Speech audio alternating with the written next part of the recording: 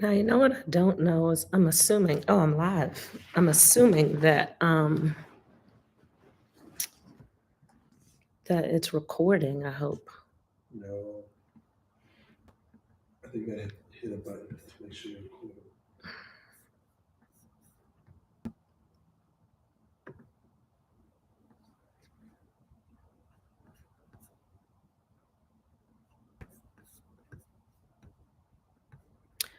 All right, it says I'm live. I can't tell.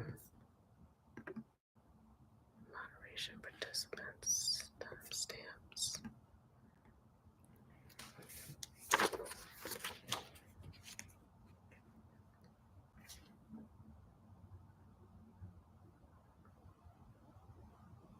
Okay, I can see myself from here.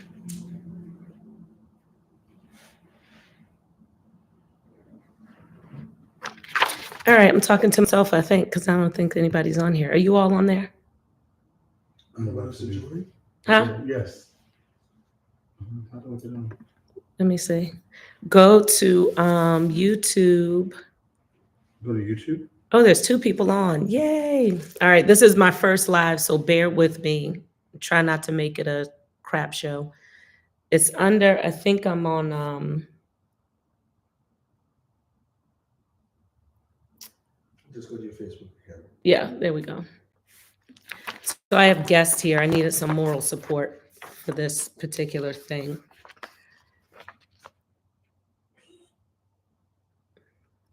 Do you see it? Okay. All right. Anyway, welcome to my first, I guess, official live. I did a couple of lives during the pandemic with my game, but that's all right.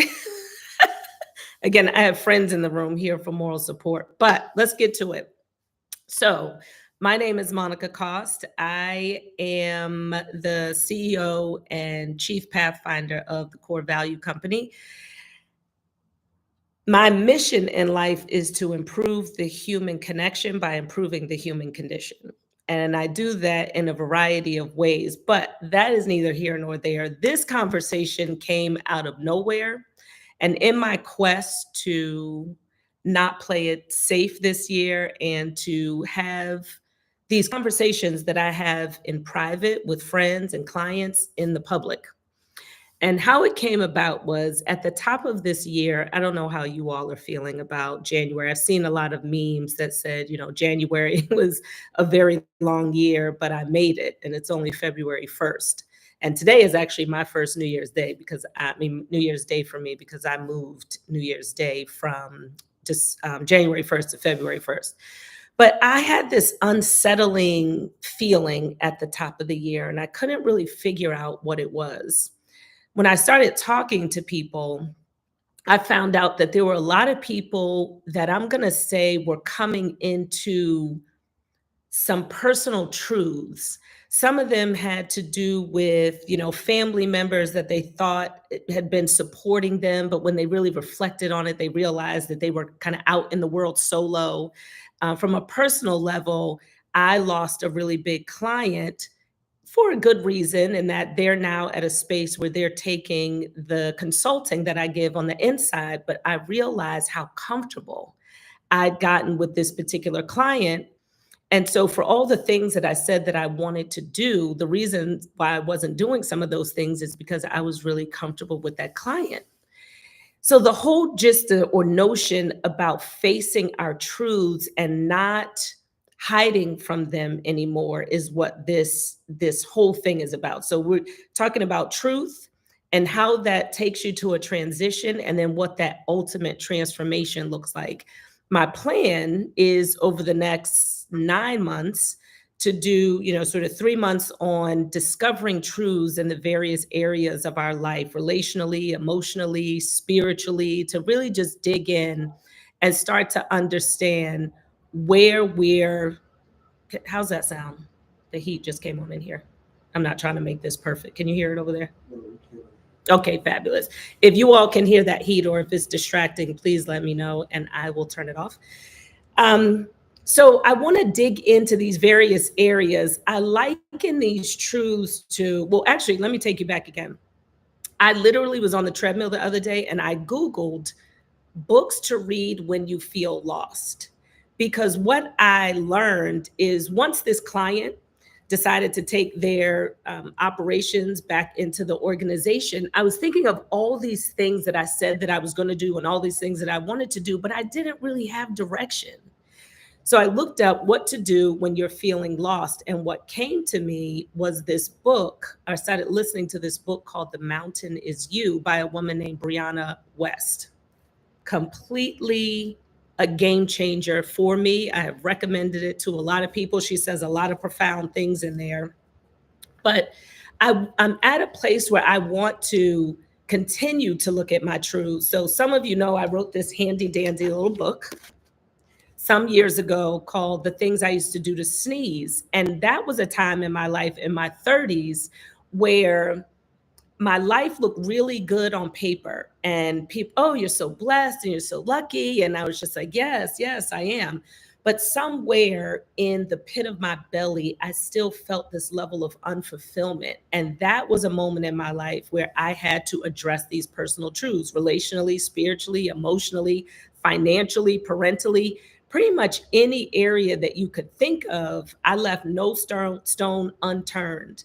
Like I like to tell some people, I turned the apple cart upside down, looked at every area of my life and made adjustments. And it was shocking to my system. But on the other side of that was this amazing space of peace and being able to walk this earth more confidently than I had before. And I feel like it's happening again. Like I call it a reckoning. A vulnerable moment that I will share is one of the things that I address, and I address it in the book, was my dad left when I was 5 years old. He had schizophrenia and he thought our lives would be better off without him. So I always really loved my father for making that sacrifice, but at the same time felt badly that he chose to make that sacrifice. Well, in this book, she mentions potentially that there were times in your childhood where you wanted to help, but you felt helpless. So then, as an adult, you get into situations and these relationships where you really, really want to help. And so it's like you're helping because I couldn't particularly help my father. That was profound. I'm going to have to sit with that, but that is also something else that I'm going to want to pull apart over these next couple of months. Um, it is interesting to me when you come across a thing that you didn't want to look at. You know, we see a lot of videos on TikTok where women and men are talking about staying in relationships that they know they shouldn't be in, or forgiving somebody again and again and again and ending up back in the same position. The reality is nobody makes a change until the pain is great enough. So if you're going to join me for this series, I suspect that you will come across some personal truths that you want to look at where the pain is great enough for you to make a change. And we're going to dig into the changes, and you don't have to share them with me. But at the end of the day, something else that I often say is you can lie to everybody else, but don't lie to yourself. And what I find happens when you lie to yourself is that it's like walking around with this thorn in your side. And it's painful, and you're constantly trying to protect it because you don't want to be found out. You don't want anybody else to know this thing that you've been carrying around. So you're so busy trying to protect it that you never really get the opportunity to heal from it. So, what we want to do is, at least in our own spaces, look at the thorns that are in our sides and figure out, why are they there? Why do we let it remain there? And then when we take it out, what will we do to heal? Then it's kind of like getting rid of the ghost, right? So if somebody said to me, um, Monica, you seem to always just overly, I don't think people say this, but you really just help people to your detriment. I wouldn't be prickly about that anymore because I've identified the thing, if that makes sense. Sometimes when you get prickly about something, it absolutely tells you that that's something that you need to look at. I did make some notes, so I'm going to look at them so I don't forget anything. Um, all right, so I said that the point of this series is to move through identifying your truths in those 7 areas: relationally, professionally, emotionally, spiritually. So that's going to be some homework that we have tonight that we can look at for next week.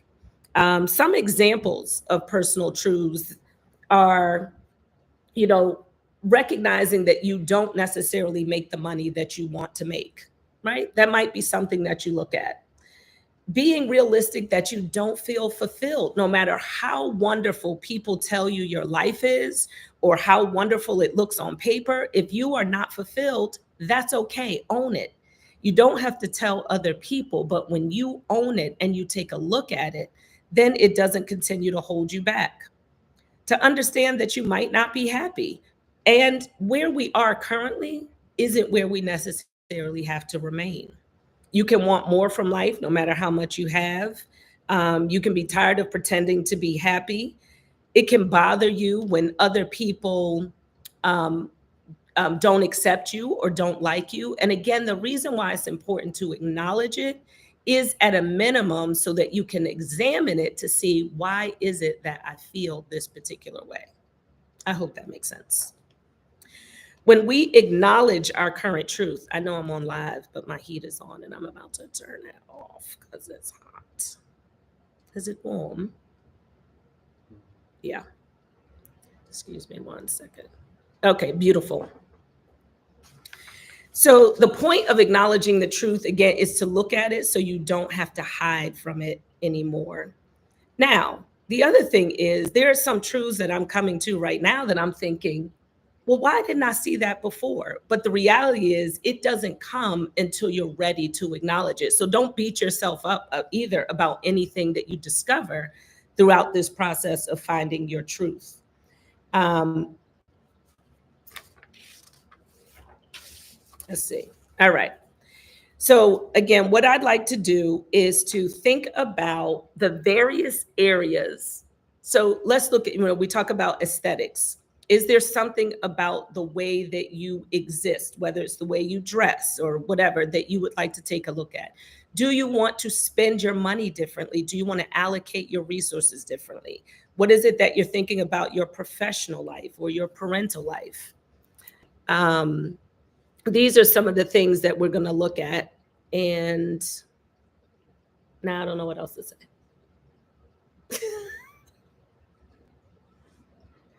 I don't see any questions or comments, but I do see that people are in here. Any questions, Dee or Darren? Because I talked through this really fast. No, I think the only concern is what would then motivate people to stop and understand that they need to begin to search for that point. You knew it was there. Yeah. How can they get to the point where they begin to find either the thing or the person? Because it could be the dog, it could be the cat, it could be the turtle, it could be the fish, it could be something material, or it could actually be the person that you're struggling with releasing. Oh, the motivation to make the change. Yeah, I think that if you are showing up here, you could potentially just be supporting me, and thank you. Or you could be showing up here because you've had this, what I'm calling this reckoning, Right. or this feeling in the pit of your belly that there's something that needs to be addressed. There's going to be a lot of things that you read. You know how you read things over and over again? You're like, I've seen that before. But then one time you read it and it sets you on fire. Ping. And it means you've arrived at this space where you're ready to move on it. And we were just having a conversation at the table about friends who may be in a space and you're thinking, what is it that keeps this person? And sometimes it's yourself. What is it that keeps me from moving? But we aren't necessarily ready. So none of us move or make a change until the pain becomes great enough, or the thought of not changing is greater than what we're experiencing. So I think that is critical. Or it's the epiphany of the pattern. You know that every year you say, I'm going to do less of this. Mhm. And then you go back to the same pattern. And Yes. then we look at the amount of time you put in it, you really haven't done less. Yes. And that's another thing that came up in the Mountain Is You is it's easy. We like, as humans, we like familiarity. Mhm. So it's very easy to go back to our patterns, but we have to figure out where did the patterns come from in the first place. You know, we have to identify the root of the pattern. So if you are comfortable, oh, she talked about in finances, right? Let's say if you spend too much money or you say that you want this freedom, but somehow you keep ending up in all this debt when really your familiarity, right, is having been in the debt. And what happens is we only allow ourselves a certain amount of happiness until we bring ourselves back to the place that is comfortable. So what happens is you start to experience these little areas outside of your comfort zone. And temporarily, you're like, this is amazing. But what happens is you have kind of like this shock to the system. You're like, oh, wait, I have to go back over here. And so, what you want to do is start to get uncomfortable in your discomfort when you've stretched your boundaries above where it is that you think you should be. That was another very powerful thing that I read because it's causing me again to reflect on, and I'm going to post, you know, the areas that I'm asking you to look at if you're going to join me for this journey. But looking at where the root of the cause is, or the root of where it's coming from, which I think if you've lived in that space for so long, I'm 53 years old now, it sometimes is very difficult to see it. But then sometimes also your village can also help you see those things, which I'm grateful for. Yeah. So are you saying see it or acknowledge it? Well, I think, but I think sometimes you see it, right? You can see it, but I think the acknowledgement as to whether or not you want to change will come from how painful it is. If it's not painful enough, you might say something like, I know I should stop spending so much money. I should save more. But your spending the money hasn't become great enough for you to change your habits, right? It's kind of like you have to hit rock bottom, which is why when friends are going through something, and, you know I've been in this category where people have tried to say, well, Monica, why don't you do this? And in reality, the pain isn't great enough yet for me to move. And then when the pain is great enough and you're ready to go, then you can revisit those spaces, places, and lessons that will allow you to do something different, to take your journey in another direction. Does everyone need to get to this level of pain? Oh, need is strong. So the question you all might be able to hear, and I'm so grateful y'all are here because this again is my first live and it did not go like I thought. I do think it's necessary for growth, and I think it's necessary for you not to have regret, which is a tough emotion, but I mean, nobody changes until they're ready. Like that's just how that goes. So I don't know if I would say everybody needs to get there. I would say that I think it's a beautiful thing if you can get there and then work your way to the other side. Specifically when it comes to relationships and your emotions. I think those are the big ones. I think the stuff around finances is way more of a symptom.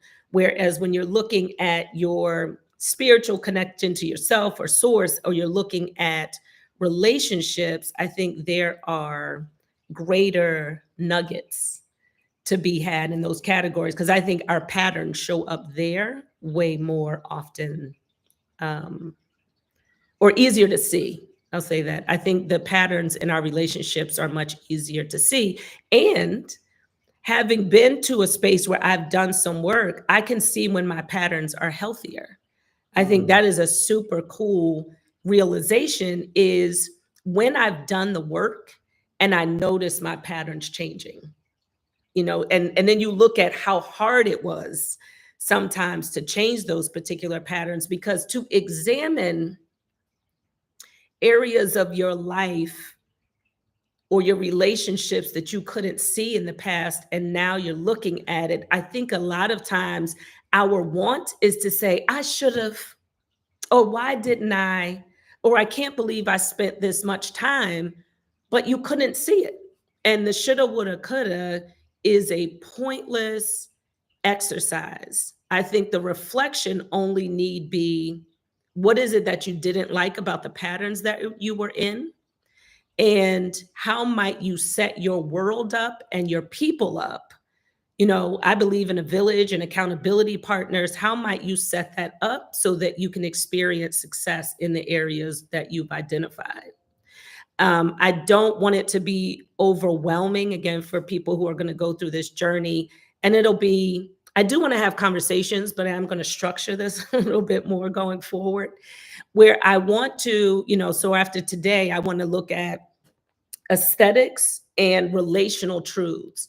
So I want us to examine something around our aesthetics, and you may have nothing. You may have gotten to the place where you're not nitpicking, you love yourself as you are, and then looking at your relationships. Where are relationships that are causing you distress or pain or disappointment, or you have expectations on those relationships that aren't being met?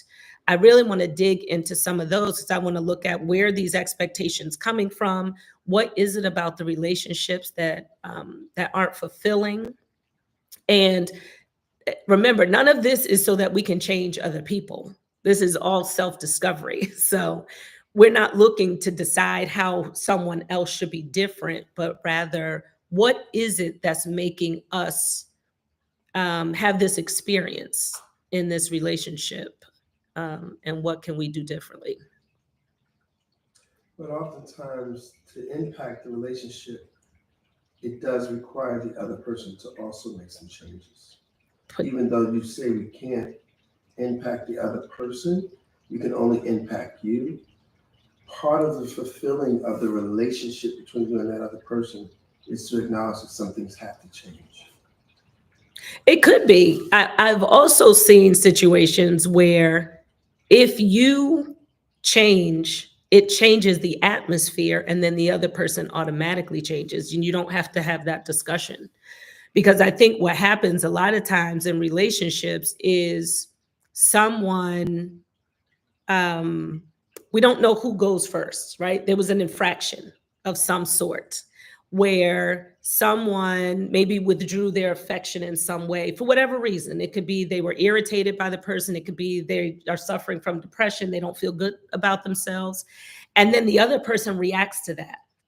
So then if the lines of communication are not open, then it's a very difficult thing to say, well, who put the stuff on the table first? And now we have so much stuff on the table. We don't know where it came from. We know there's resentment. We know that we have this thing between us, but because we didn't address it when it was there and we let it pile up, we actually don't really know how to get back to it. However, if you decide to hit reset in some way and change your behavior, which doesn't necessarily mean that there aren't things to be addressed, but if you change the behavior of resentment to a space of love, that you're operating out of love versus your reaction to the resentment, I think that it will. Remember, Stephen Covey used to have a saying, seek first to understand and then to be understood. And I think that when you go first and you go to understand and to say, what is it that you need and how did you, that's a change in and of itself. And that, I think, is very disarming for a person to be able to open up versus you saying, this is what's wrong and this is, how we or you need to change. So I think that, yeah. All right. That was my live. That was my very first live. And hopefully it'll get better and better over the weeks. I am going to put up homework and reiterate that the point of this series is to identify whether or not you go through the entire process with me or not. Potentially, if you're here, you have this reckoning that you've come to in some particular area of your life. And at a minimum, there will be tools that you can use along your journey to be able to examine those truths and to be able to get into the transition and then to plan or to think about what you want your ultimate transformation to look like. With the understanding that this is not meant to be comfortable, it is not meant to be easy, but we're on a short-term pain for the long-term gain program is what this is. So thank you to everybody who joined in. Certainly send me feedback, period, just because this is my first live. And I'm sorry? Oh, reiterate the homework. Okay, thank you. So in the first two categories that we're going to look at in terms of identifying your truth, it is to examine or to acknowledge something about your aesthetic that you don't like. Now, I'm not asking you to pick yourself apart. If you're at a space where, because a lot of you are here, but you've done some work already. So this is just like a next phase, right? Because we're on a journey. We never arrive, but we're always on our way. So to take a look at something you want to examine around your aesthetic and also your relationships. It could be familial, romantic, platonic, with your coworker, with your, somebody that you work with. And we're going to start to look at those points of pain and acknowledge some truths that maybe we didn't want to see in the past, and start to think about how we are going to make the transition from the acknowledgement of that truth to an understanding and how to transition it. All right. Ba-da, ba-da, ba-ba. That was my live. I'll see you all.